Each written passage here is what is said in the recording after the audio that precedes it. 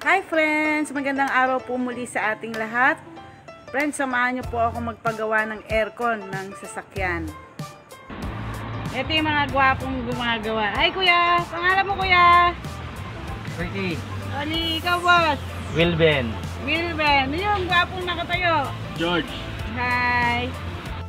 Friends, bago nila baklasin yung dashboard at i-disconnect yung mga electrical socket tulad sa airbag, cigarette lighter, stereo, ang first step po na ginawa nila ay tinanggal ang connection ng battery. Negative po yung tinanggal nila. Sabi ni kuya, kapag magbabaklas ka, kung ano yung una mong tinanggal, yun din yung huli mong ibabalik. Yeah. Tama ba kuya? Oo. Kayong nauna magiging huli, Hindi pa pasok. hindi papasok yung iba. Pag ganyang model kuya sa sasakyan, talagang baklas ang buong dashboard. Baklas talaga yan. Kaya dapat friends, mini-maintain natin yung ating aircon para linis na lang, hindi ganitong Oo. Kaya nga, sa filter ka babase. Yun ang kailangan mong i-maintain para hindi laging baklas dashboard. okay.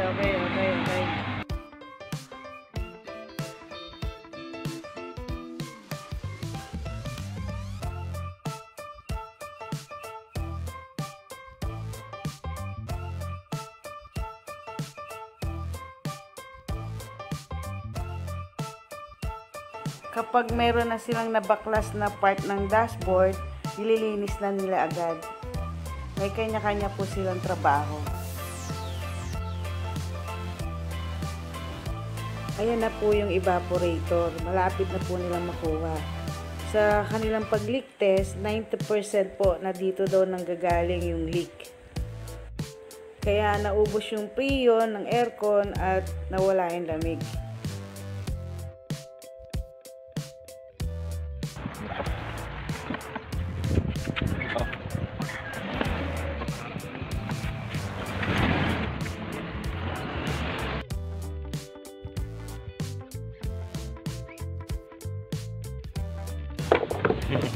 Napakakapal na ng dumi.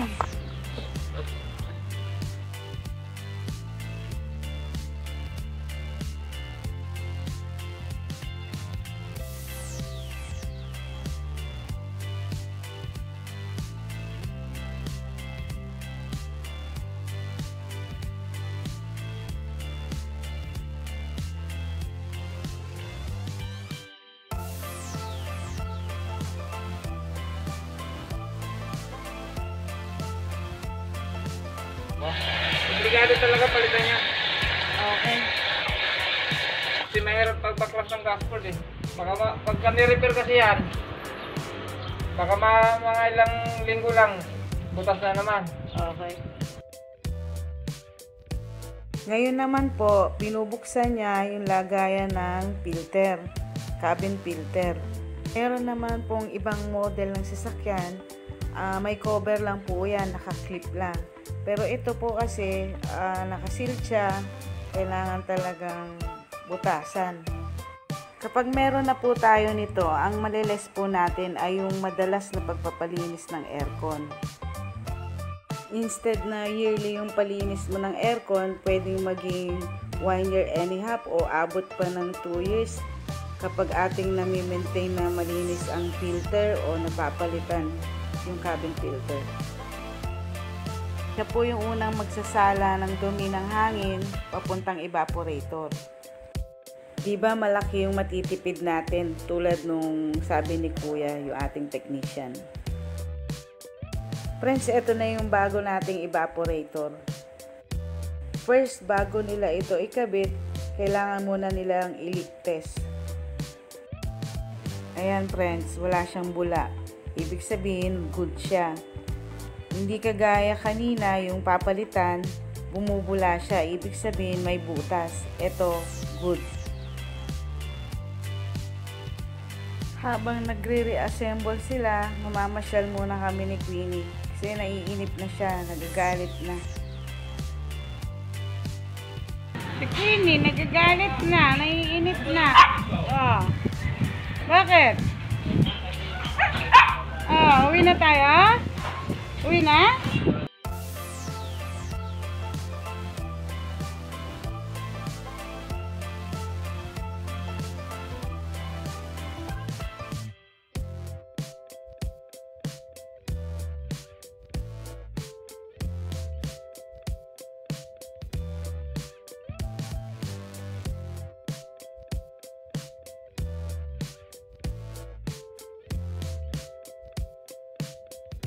Dito po nakalagay yung cabin filter na pwede nating i-visual inspection kapag marumi na siya o kailangan ng palitan.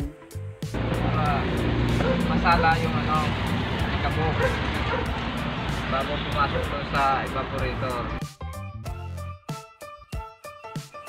Friends, after 4 hours, testing time na po kami ngayon. Kailangan pong i-check lahat. Kung naibalik po ng maayos yung mga tinanggal kanina. I-check po natin maigi yung ilaw sa dashboard. Baka mamaya hindi nila naibalik. O kaya pag may nakita po tayong ilaw na hindi dapat umiilaw. For example po, umilaw yung airbag. Ibig sabihin po nun, hindi naibalik yung socket para sa airbag.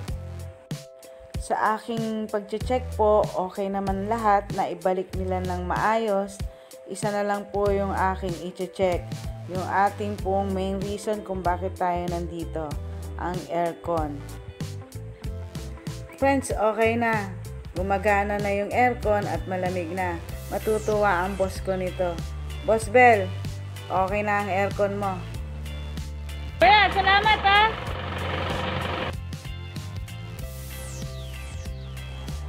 Friends, pauwi na po kami. Ayan si Queenie. Natulog na siya. Napagod kahit hintay sa akin.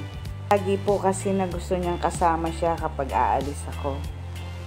Kapag 4 wheels po yung sasakyan ko, nauna pa yan sumakay sa akin.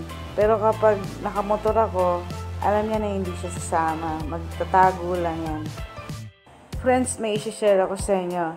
Bago po tayo magpagawa ng aircon ng sasakyan, mag-canvas muna po tayo. Magtanong muna po tayo kung magkano ang labor nila, magkano ang materials nila, ilang months ang kanilang warranty. Kasi po ako, 4 yung shop na pinuntahan ko. Yung isa po, ang labor niya ay 5,500. Yung dalawa naman po ay 5,000. Doon po sa pinagpagawaan ko, yung pinanggalingan natin kanina, 2,800 lang po ang labor na siningil sa akin. Kaya nakatipid po ako ng malaki. At ang isa po pong reason kaya doon ako nagpagawa, na balitaan ko po na magaling yung technician nila at mabait po kausap yung may-ari.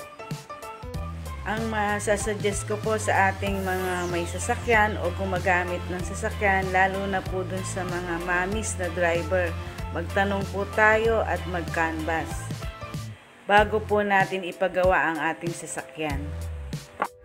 Friends, hanggang dito na lang po. I hope meron tayong natutunan at nalaman sa araw na ito.